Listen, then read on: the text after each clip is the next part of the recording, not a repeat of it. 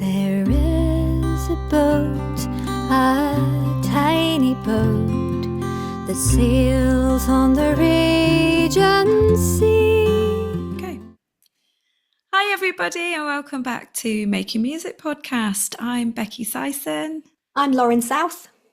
Oh, and thank you again for joining us. We're on episode 4 today. Last episode we covered songwriting and we thought this would lead in really well to performing live. So that is going to be today's topic, episode 4, performing live, and why we think it's important, some ins and outs, and some of our own experiences, and a few other things. So we're actually fresh off performing live together, aren't we, Lauren? We had a lovely gig. We had a very lovely gig, didn't we? Yeah. So a little while, last weekend actually it was, wasn't it? Yeah, it was. And so Becky and I live quite far apart, but occasionally we will aim to share gigs, which is such a lovely thing to do. It really is. And so it's led in really well, hasn't it, to the idea of chatting more about another aspect of being a musician, because what we're aiming to do in these little chats, discussions, is just open the conversation, really, because we definitely find that talking about, you know, all the ins and outs and the ups and the downs and whatever else is going on, really helps us to make the most of the situation we're in, which is, you know, we're really lucky to be able to do what we're doing, and we'd really like to connect with more people who are doing the same kind of thing. As well as like listeners and like followers, anybody really, just building a community. So this is obviously recorded like earlier than it's going to be released, so it was at Earlsdon Library, wasn't it, where we had a lovely intimate gig, you know, just one of those live performances that just leaves me buzzing. I don't know about you, Lauren, but I just get the goosebumps. It was such an amazing performance. And why do you think that, what was it, why was it a good performance for you, like as far as live performances go on that one? Well, it's that funny thing, isn't it, with cheers, by the way. Sorry, I forgot to say, grab a cuppa and join us. It's that thing of the live performances for me are, if you've got the mountain, right, or the iceberg, don't they say the iceberg, and you can see a little bit sticking out above the water. Yeah, that's a good one. Yeah. That is just the best bit. And if I could do it 24/7, I would. Yeah. Because for me, that's what it's all about. I love it so much, even though sometimes I'll get a little bit nervy about doing it, a little bit unsure. It still is just my favourite thing to do. And I think for me, gigs that really land and kind of stick with me, the ones where, and we were talking about this a little bit with the songwriting last time. Yeah, we did. The ones where you feel like you have really connected with people. You know, it's kind of like you go out and you think, right, let's make people feel stuff, you know, let's make as kind of a shared thing.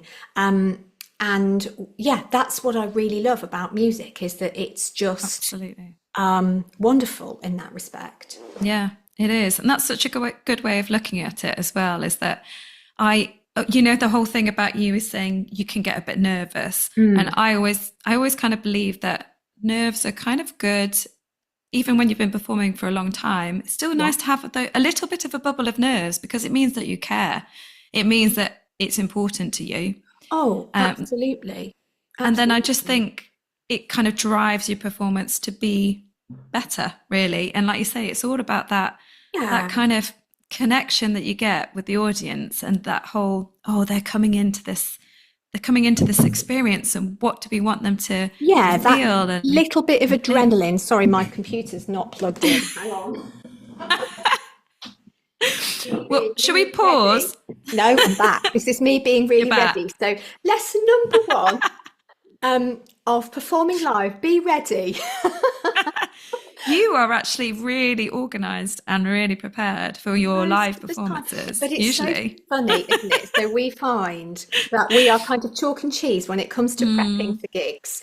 I am a little bit of an overthinker, and I will have kind of in my mind this whole idea of what I'm going to do for the songs, and I've got capo positions, and I've got keys, and I've got everything sorted, and I've even thought about the chat that I'm going to do in between the songs. Wow. But then what happens invariably is that when I'm there in that live situation, I'll think to myself, oh, it feels like it needs a bit of a lift. So I'll change Yeah. my mind and I'll play a different song or I'll tell a different Yeah. story. Whereas you're very Yeah. much I on the, very much go with the flow. yeah. But I love that. Yeah, I think it's because I have in the past, when I first started performing live, was very much more like you. Wrote set lists and thought about things a bit more.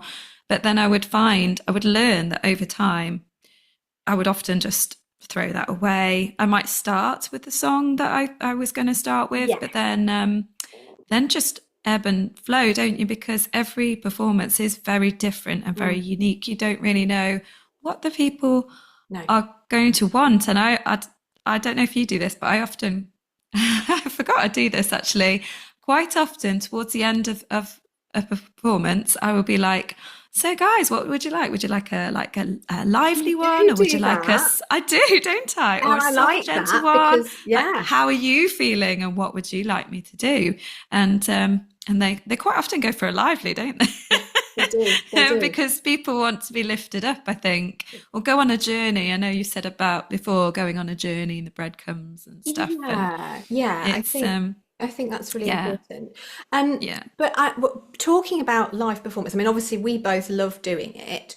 What advice would you Favorite thing? People who are writing or performing and they want to do it, but they've not quite haven't done it yet. It is a tricky thing. It's not easy. I'll say that. You will be really nervous. I mean, honestly, you've just got to do it. You've got to, it's like literally that face the fear head on and do it. And just be your, like, pat yourself on the back. Just remember that it's not life or death. Go to somewhere like open mics, or even just do a bit of busking on the streets, because I think that inevitably is quite a good way to start, because you kind of realize very quickly that as humans, we're all in our own heads, and we're not even really half the time aware of what's going on around us. So that's a really good way of just sneakily starting to, set the stage really, and get yourself used to just performing live in front of people. And then quite often you'd be like, oh, okay, so I survived that. It's not all about me. No. And then maybe do the open mic nights, or a jam session is a good one. Sessions, because the focus is a collective then, isn't it? You're just sort of playing along. That's a really good one to do as well. And just slowly but surely you start to build in confidence, don't you? I mean, how did you start out, Lauren? Oh, you were... I think everyone's got to start somewhere. Yeah. And it doesn't really matter where you start, but actually just doing it. Because for me now, every performance is still, I learn something. Still different. Yeah. Every day's a learning day. Exactly. Yeah. And it was a strange one for me. I'd been performing since I was tiny, but in a very different situation. So I was in lots of orchestras and choirs and groups and things, chamber music, quartets, that kind of thing. So then when it came to playing on my own, that was a different thing, because it suddenly felt like, oh, haven't got necessarily the backup that I had before. However, I love it in another way, because you can do whatever you like. Yeah, you can. You don't need to practice with other people, because you can change if you feel like going down one stretch. You can So do a chorus twice if you want just to. what I was going to say. You can make mistakes in your songs. Nobody knows. Nobody cares. You can go round the chorus or go round the little Yeah. middle bit several times if you've forgotten what's Yeah. coming next, which is my favourite trick. Yeah, but I think you're right. I think it's all to do with actually just getting out there, wherever that might be, Wherever it is. finding performance opportunities, Yeah.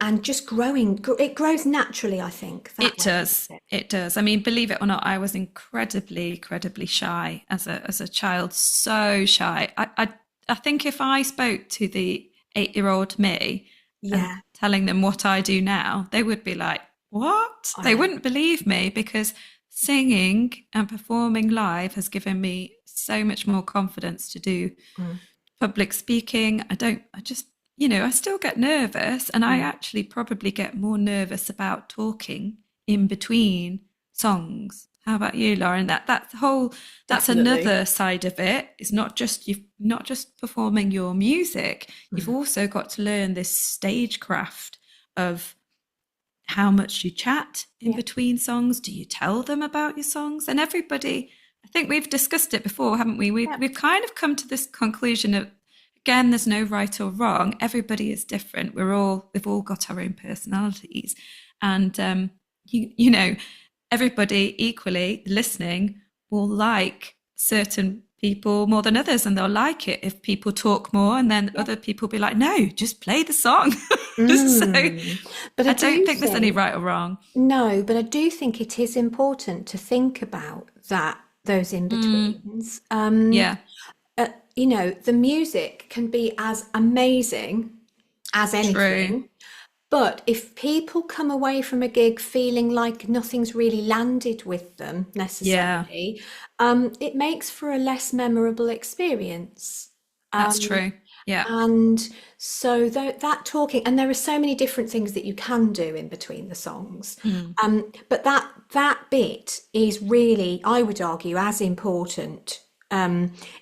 I'll yeah. often hear people talking about other performers and saying, Hmm. "Oh, their stage presence was brilliant." Yeah. They don't necessarily. I mean, the music obviously was fab, but they people do come away and they remember that whole vibe, the whole Yeah. energy, Yeah. and it's not Yeah. just somebody there singing their song and then putting it down and then singing another one. It's actually inviting your listeners and your audience in on your journey with you.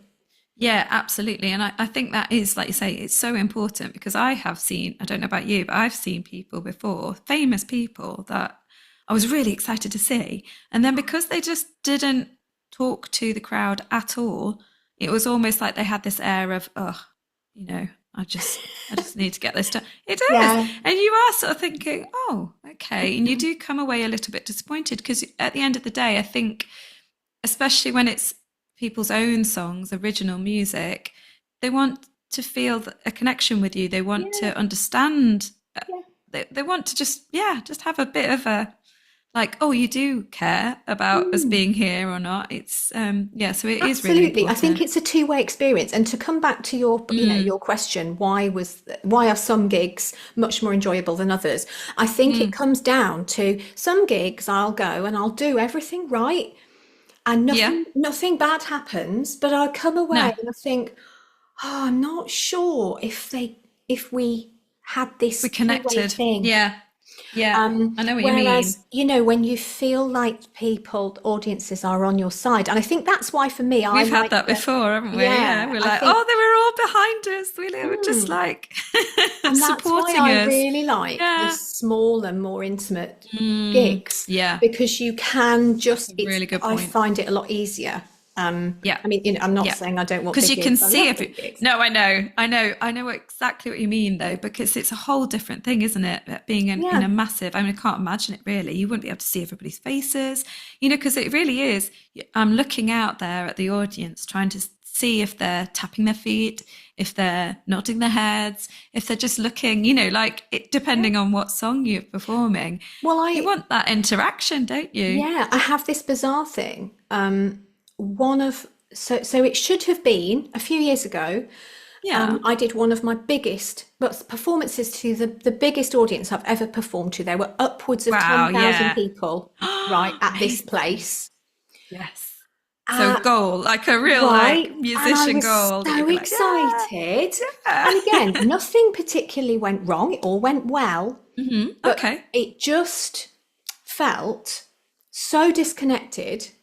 Oh, right. Okay. Um, Because of the size, you think? I think so. Yeah. I think Yeah. so. For me, I don't know whether that's Yeah. just because I'm used to the The small smaller, comedian intimate. venues, if you want to call them that.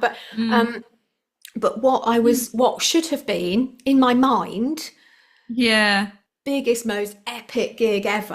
I mean, not saying it was a bad gig. It wasn't a bad gig, No, no, but I but get what you mean. it was But much it's less again, enjoyable for you were me. thinking it was going to be this Yes. pinnacle, you know. Oh, Yes, oh, yes. that's So interesting then. it is interesting. It's kind of Mm, flipped it all on its head for me after that mm. experience. I thought, gosh, you know what?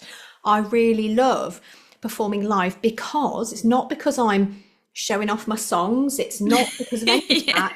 It's because I feel like it's a two-way thing. Yeah, yeah, that's so true. And I think actually now you've said that, I think, you know, famous musicians as well, they Mm. always say they go back to those, oh, it was good though before we got famous and we were in those intimate venues. Yeah, And people yeah. when they recall like seeing famous people and they're like, oh yeah, I can remember when they played here because it was tiny, we could really see them, and it's not the same at a Yeah. big concert. I guess you've got all the light shows, it's a whole different experience, isn't It it? is. It is vastly You know, for different, and everybody, for um, everybody. and I'm not saying that it's not enjoyable doing that kind of thing. It's just No, very no, different. it's It's just very different. different. Again, all different skills to learn. Now, before I just made a note because you mentioned about, oh, if I make a mistake, and I think this is a little tip for everybody that's starting out. If you make a mistake when you're performing live, just carry on, Mm. because the worst thing you can do is stop and be like, oh, I've made a mistake, I'm going to start again. Is that just you've lost the vibe? So don't worry if you've made a mistake. Just keep going, because 9 times out of 10, nobody will notice. Yeah. That took me a little while to learn. Yeah. And since then, like you say, you just, oh, it doesn't matter if I've forgotten the words. We'll just go around that bit again. Yes. Just keep going. That's one of the tips that I was like, oh yes, thank you, Lauren. Yeah, We need to tell people absolutely, about that. absolutely. It's I call it throwing the notes on the floor. So in a Ah, live situation, once they've happened and they've already yeah, gone. So you might as yeah. well just leave them down there. Leave them there. We all make mistakes. It's okay. Carry Yeah, on. and that's the thing that is interesting to talk about is practice. So Mm, before live gigs, so I'm always changing my set list. I will generally run the whole set as a whole oh, thing. Partly because yeah, I've got a you'll lot of practice it capo through. changes and Yeah. I've got tuning Hmm. and I've got um, you know, Different instruments just as need well. to yeah, Mm, just need to see that it flows. hmm. But it is, I think, really important to get that flow Yeah. of your Yeah. performance and not think about it as individual songs. What That's do a you reckon? really good advice there. I think it's a little bit like an album. You've got to Mm, think of it as like you say, not just the individual songs, but just the whole flow of it. yeah. And yeah, and I don't know about you, but I do have, now that you've said that, there are certain songs that I will tend to start with. I'd probably tell people to go with some starter songs that you feel really comfortable with, Absolutely. so that you're feeling confident. Because once you get a couple of songs in, you generally Yeah. start to relax a little bit. Yeah. Your heart rate comes down. You're like, okay, okay. Everybody's enjoying themselves. Let's just relax into it. And then you might take them on a little bit of a, like you might have some soft songs, or you've Mm, got obviously different instruments that you, like you say, you have to kind of find this flow.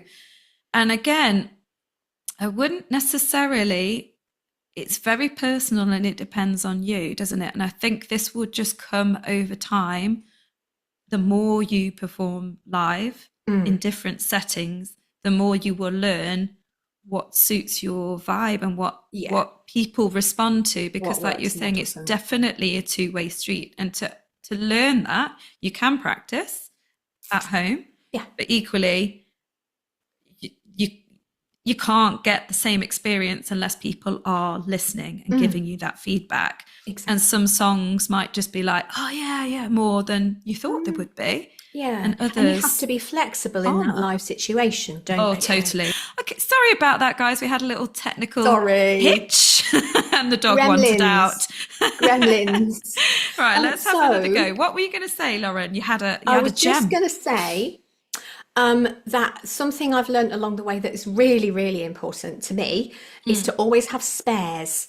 Because if Yeah, you know that you're going to do a thing for a set amount of time, even if you're doing a 2 song spot or a 3 song spot, always have a spare or two. Um, absolutely. Firstly, I've been to things before where somebody else, if I've been playing traditional folk, somebody else has gone and sung the song that I was going to sing. Oh, yeah. That's I was happened like, to me. no. Um, but anyway, or sometimes, somebody won't show up and they'll say, oh, can you do 6 or can you do 40 minutes? That's when you go, yeah, of course I can. I've got millions. Yeah. Um, but even, it's even on a pre organized set, it's Well, always a this good is it. idea to have some spares in case you get an encore or Encore, yeah. whatever. One Yeah, yeah, more yeah, song. yeah. Yeah, definitely. So, what's your favorite thing then about live performance? Well, I think we've touched on it mainly. Again, it's just all that connection. And I was going to say about live performance, it could be literally anything. I just love all kinds of gigs. I was trying to think back to my favorite ever performance, and it's interesting how you were saying about this massive performance that you did. It's probably not one of your favorites. And I was thinking, well, what is my favorite gig? And I was trying to think to myself. I mean, obviously, I loved that one. We've had some really gems of shared gigs recently, We have, where haven't people we? are really connecting, and really enjoying my original songs in particular, because I think Mm. we've said before, we kind of put our songs, our hearts on our sleeves with our songs. And Yeah. so if I get any kind of responses about, like, oh, I really loved that song, it reminded me of my son, or that Mm. one made me think of my granddad, because I quite often write songs about people. It just means the world, doesn't it? And I Yeah. just think it's those kind of things that I love about performing live. But Mm. equally, I do kids music, and like, wasn't it Yeah. just last week? I came back from a preschool and I was like buzzing because the kids that you again, that's a different kind of live performance. I got my guitar and we're singing nursery rhymes and other kids songs that I've made up, and we're all dancing, and the freedom that children have when they're like tots, and they Mm. they just love it, and it just makes me feel really really buzzing and happy, and it just proves that all kinds of performances, whether they're for children's music, whether they're open mics, whether they're concerts, they all have something Yeah. unique, and you can never tell what it's going to be. Are you like that? Some get gigs, you go along and you're like, oh, not sure what this is going to be like. And then Yeah. they can be the Yeah. most beautiful gigs or the funniest gig, or I Mm. just like the way that they have so much light and shade, and every gig is so Yeah. And different. they evolve as you go. And I think it's Yeah. important to realize that even if inside you feel like, oh gosh, I don't necessarily think anybody wants to hear my songs, they really Of do, course. Yeah. because we're all human. We're wired up that way. We're We love a wired up. story. We love a story. Exactly. And we Yeah. and music is just so special in so many ways. And so, yeah, just go and do it because Yeah. that Absolutely. really is the most important thing. It is. It's a really hard thing to do, but once you've done it a few times, you almost become addicted, don't you? Like, we have Yeah. definitely got this buzz. So if you get the chance, please come and see us live. We'd love to meet you. And yeah, follow us on all the socials and come along to some of our gigs. Before we leave, I've just got a couple of other things that I had to Mm. say. Now, This is a random question that I've come up with, Lauren. If Right. money wasn't an object, like if you had tons of money and everything was set into place and you didn't have to ever work again, right? Yes. Would you still want to perform live? Oh, absolutely. I'd be doing it more. Yeah. Yeah. There we go. That's amazing. Yeah. That's so cool. I think it just shows that you love it then, don't you? Would you? Absolutely, I would. I Yeah. know, isn't it weird? Yeah. Yeah. So we're not I doing get it for other money. people to do all, I said about the tip of the iceberg, Yeah. right? I do the top triangle The fun and I bit. get lots of other people to do all the bits underneath. I just write the songs, miss a bit, and then do the top bit. I've just got somebody knocking on the door now. It's one of those my word, days, it's one of isn't those it? days. Let me pause. One of those days today. Postman's just been. Okay, Lauren, let's think. Any other last minute tips for newbies starting out that want to perform live? Any nuggets of information that we could give them? So plan what you're going to sing, because that's important. Yeah, just ignore me. And at least have a plan, even if you don't use it. Yeah. And if you're anything like me, you'll get on the stage and your mind just goes, whoop, yeah, wipe. So I always, even if I know my set list, I always write it down. Because it's in those moments. And don't write your set list in green if the lighting's green. Ooh, similarly, don't write your set list in red if the lighting is red. Yeah, because you can't read black it. is probably like the most contrasting on white, isn't it? If you write yes, it on white. yes. So have a vague plan. I think one thing that's really important from me, having watched a lot of other people, try not, I know it's hard, try not to apologize for yourself. Oh yeah, that's a big one. Because actually it's hard. You don't need to. You don't need to. No. And most people, a massive percentage of people will be on your side and they'll be looking forward to hearing you, cheering you on. So the whole self-deprecating thing can get a little bit if you're not careful. Even if you feel like that inside, try and do the swan thing where it might be crazy underneath, but you're just gliding along. That's really true. That's a really good tip. And then the other thing, my bugbear with live performances is people who don't tune their guitars or instruments.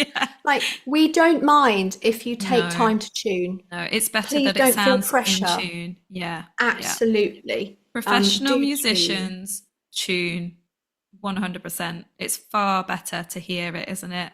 Because then if anybody's recording it as well and you listen back, it's horrible, isn't it, when you listen back and you're like, oh no, I was out of tune. And it's just such a simple tip. But I remember when I was first, starting, I would be like, oh, quick.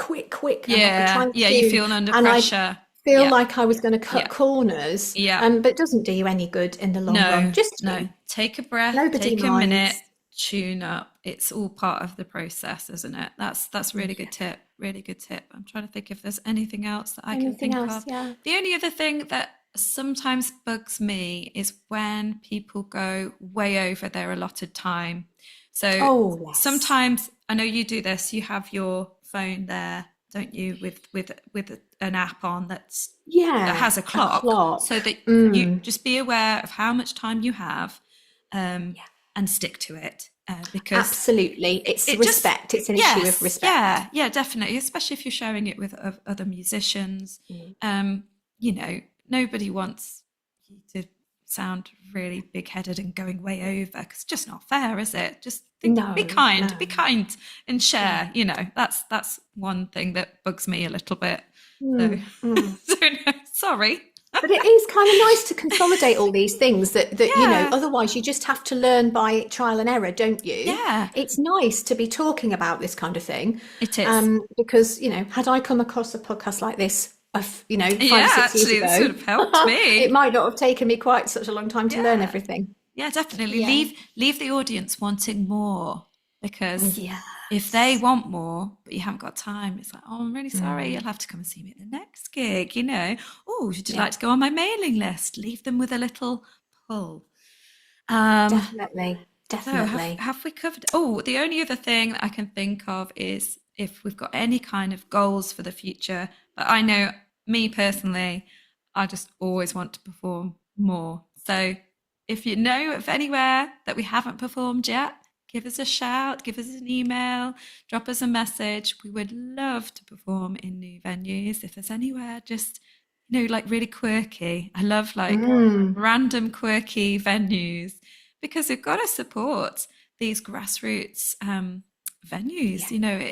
We can't go and do the performances without you guys buying the tickets, supporting the venues, supporting the artists. We're working as a team, so that's all I would say. A little plea out there to everybody, really. And anything else you want to share, Lauren? I feel like we've covered most things. Now. Yeah, I think we've had a big chat. And our next podcast, we've decided is going to lead on from this one. It's going to be all about having that confidence in your performance and talking about imposter syndrome. Yeah, which is a biggie because we all get it. Yeah, it's a biggie. Well, thank you everybody for listening in. Yeah, thanks for joining us, and we'll see you next time on episode 5. All right, guys. Bye. Eyes, rest your head. Time to climb into your bed, where a world waits for you to dream all you want to do, to dream all you want to do.